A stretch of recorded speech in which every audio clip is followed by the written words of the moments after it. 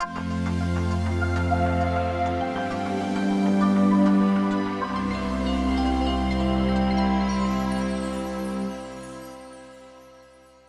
Hope College students in the class of Thriving in Transitions.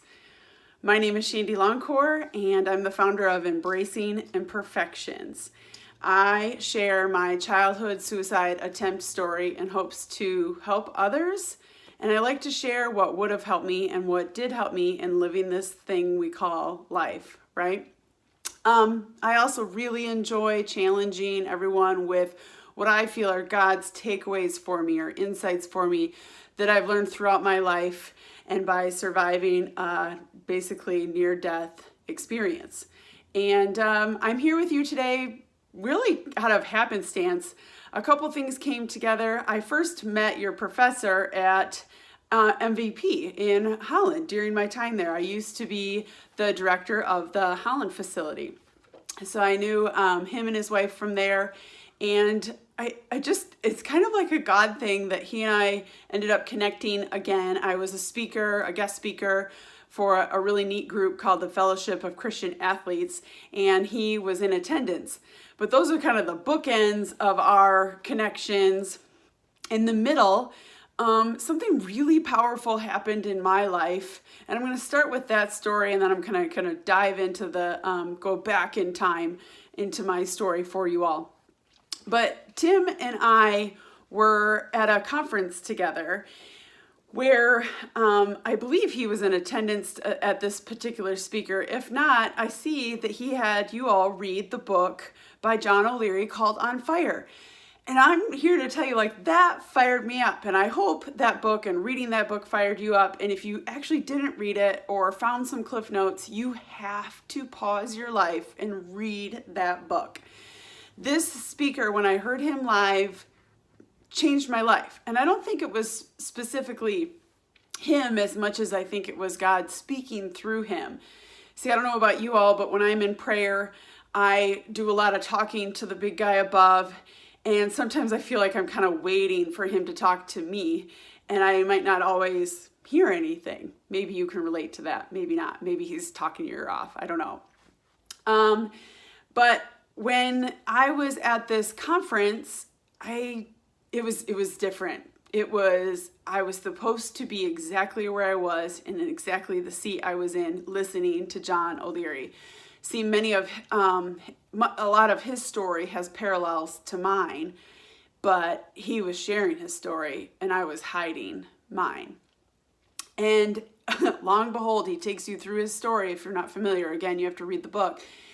But at the tail end of his speech, or maybe maybe 3/4 through his speech, his number one takeaway became very clear to me, and it was, people, if you're not sharing your God-given story and living out that calling, what is stopping you? Get going. And after a really big, ugly cry, in that moment, I knew I had to start sharing my story. And that's how Embracing Imperfections was founded. I literally have goosebumps telling you this right now.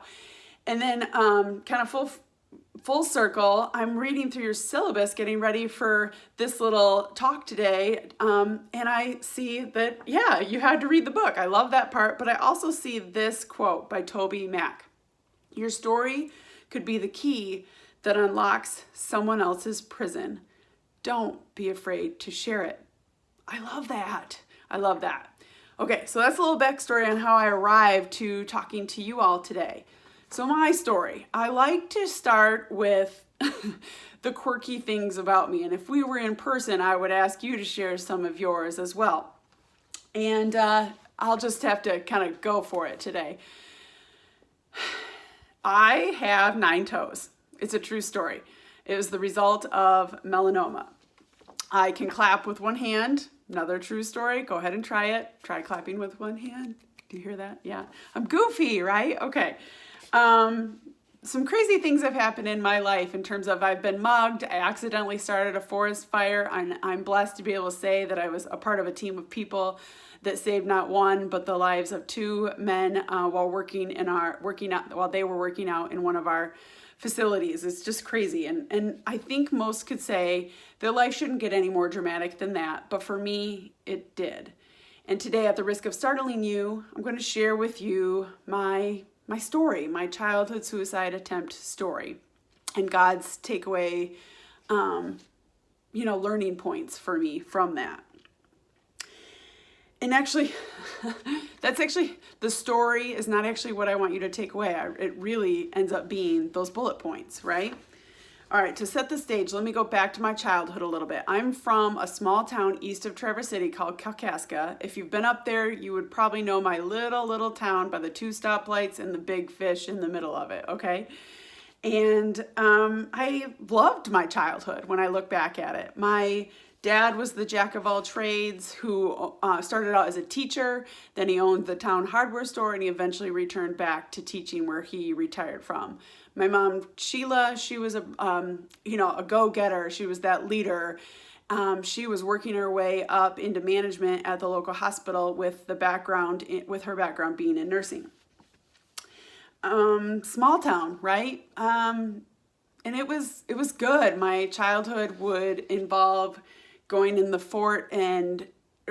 going in the woods and creating forts with my friends, or just making up games with neighborhood friends.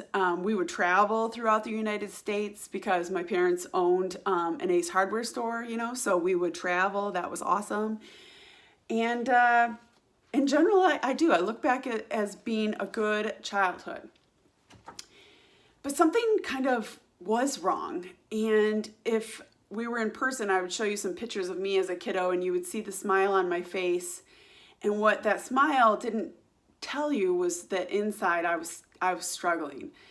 It wasn't obvious, but it's likely I was suffering from some form of mental illness that met its match, a really, really bad day.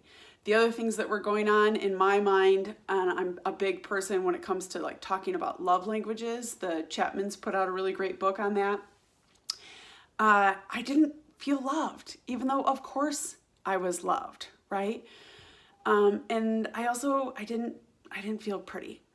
And so what I decided to do was check off one of those boxes. I wanted to fix one of those things, and I cut off my hair. And I'm talking, not just a little lock, I cut it off with the idea that I would go to my mom, she'd buy me a wig, and I would be pretty. I know, it's really sad. So I did that, but when I awoke the next morning, it was now August 23rd, 1991, when I was just 10 years old, and I awoke the next morning to go to my mom to make it all right, and I discovered that she left for work early that day. And my dad, too, was at work, incidentally wondering where I was to perform my duties alongside him that summer morning at a hardware store. See, school was still a few weeks off, and I'd had a pretty uneventful summer, certainly nothing worth complaining about. Maybe you can relate to some of that, maybe you can't, but what happened next was something that, I guess I did it without talking to God. I did it without thinking. I did it with an impulsive attitude. And at that point, I decided I wanted that pain to end. I couldn't check off that box I was trying to check off, and everything else was just a mountain inside of me. And instead of doing the things I should have done, I did the one thing I absolutely should not have done. And I located the rifle in our home, a .30-30 hunting rifle that sadly was not locked up. And again, without thinking, without talking to God, without writing a note, I pointed it at my chest. And I counted to 3 and I shot it. But the last thing I remember before pulling that trigger was that I was unsure of which side of my chest my heart was actually on. And at the last second, I shifted it. So that reason in itself is one of the main reasons I'm here recording this video, to give you all some insight into my life. Whew, okay, there we go. So let me catch up with my notes real quick. That was a lot. Hang in there. This is your like moment of breathing, right? All right. So now, as you can imagine, the scenario is not good. I'm in my basement, even though I'm alive, right? I'm in my basement, and just things, again, were not good. just kept passing out, loss of blood, things like that. It was a bad situation. And that's when I got lucky that my hero showed up, my mom. She came home from work early that day. She found me in a pretty bad state, dying on our basement floor, but thankfully, instead of going into mom freakout mode, she stayed in nurse mode, quickly grabbing beach towels to stanch the loss of blood and calling my dad to have him come take us to the hospital because she figured that would be faster than calling for an ambulance, and she gave her place of work the heads up that I would be coming. So, yeah, it was a pretty rough situation, as you can imagine. So now fast forward the hospital setting. I was in the hospital for a few weeks after they performed life-saving surgery on me. And it was just during this time that I had many friends and family come visit me or send or share expressions of love. And it was in this time I realized truly how loved I was, not just by my friends and family, but by God, right? Because ultimately I feel like I'm a miracle that He chose to keep me here. And I guess I just realized that a different head of hair didn't matter, right? In the least. And I truly felt in my heart how loved I was. So it was after this that, realizing I was going to be getting a second chance at this thing we call life, that I decided, wow, even though I didn't have to figure out all those details, what I was going to do with it, I didn't know, but I was being given this second chance at life.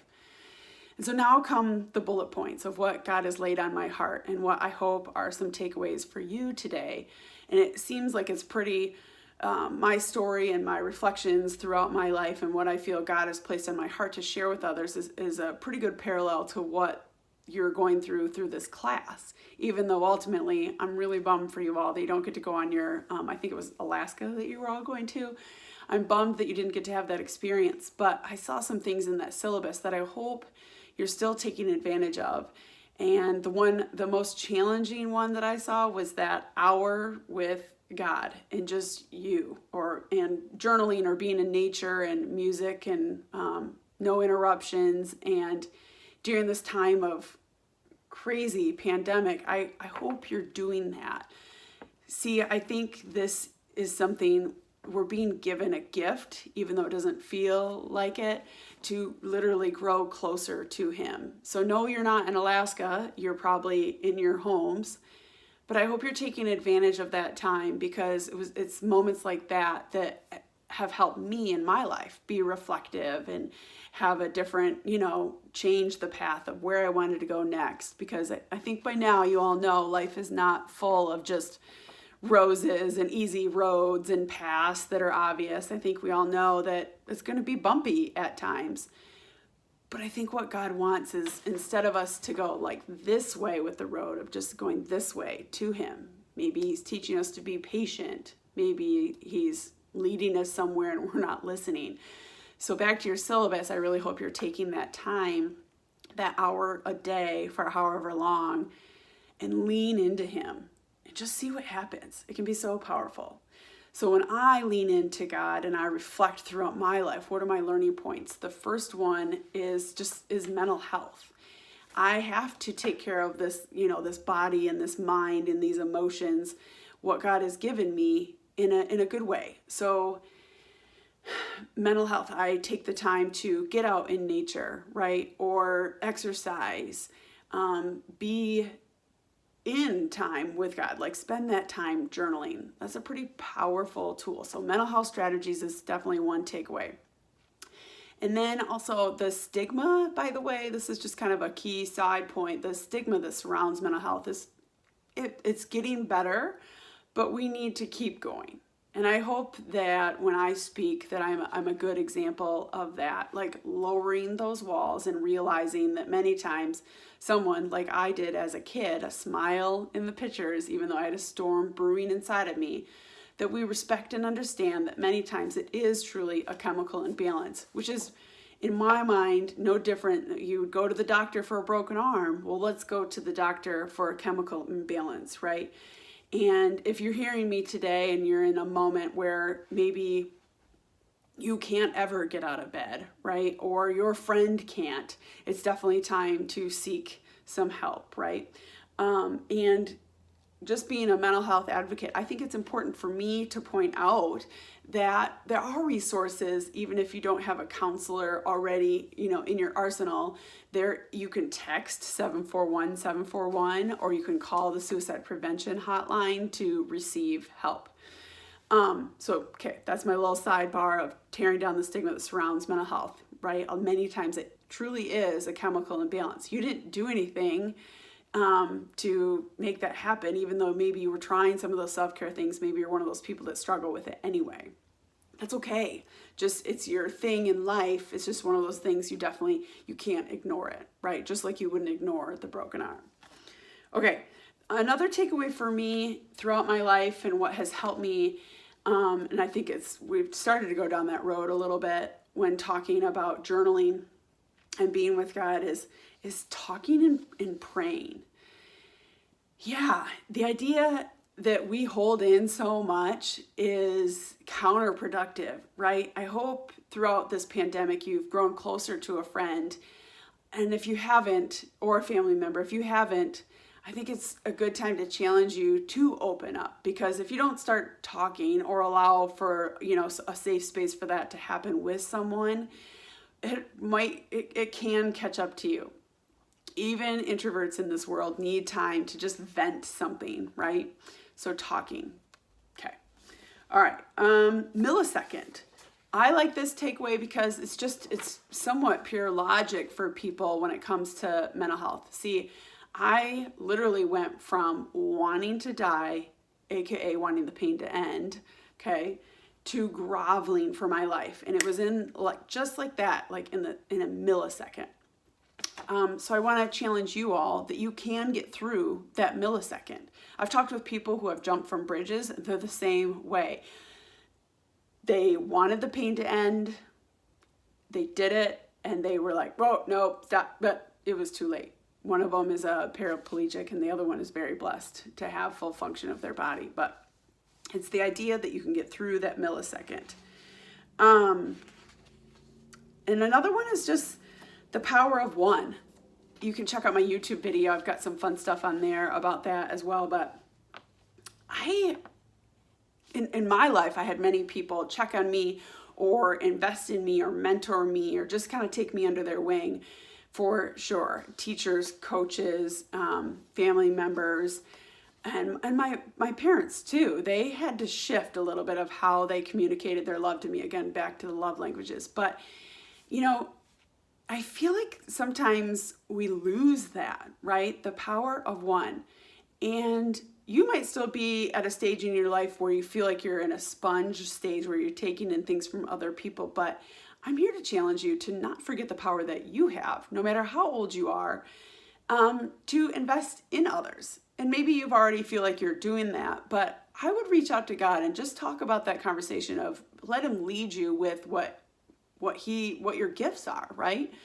But the power of one can be small and it can be big. And it's interesting, you heard me talk about some mental health strategies right now. When I go around speaking in schools or colleges or companies, when people are brainstorming different mental health strategies and things that help them, it's interesting that when reflecting back on this, most of them you can do right now. We just have to choose to do it. So I'll give you a little tidbit.